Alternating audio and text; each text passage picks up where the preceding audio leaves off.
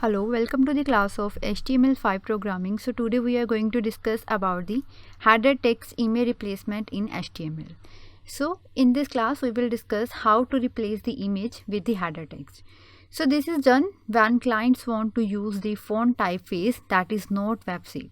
So to configure such font, a header banner image is configured. So today in this program we will configure banner as the background image within the header element. So I have designed this program. So this program is designed in previous lectures where we will make the two column page layout. So in this program I have made some changes in the header section and here in this h1 element. So here in this header element I have given it the width, height and the background image. So here I have configured the background image and its width and height.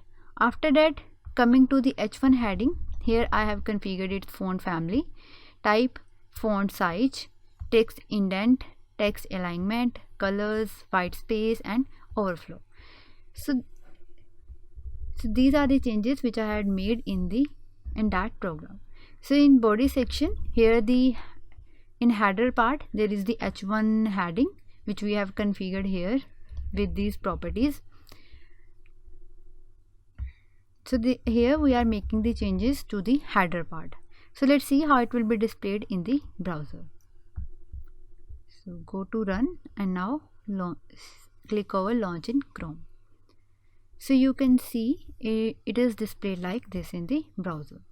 So as you will expand this, you can see it will display like this in the browser. So here you can see that the background image, on the background image we have make the changes to this header element or this header text. So this is how we can configure the header text image replacement in HTML. So here we have to make the changes to the header section or the header text in the HTML program. So this is all about header text image replacement in HTML. Thank you.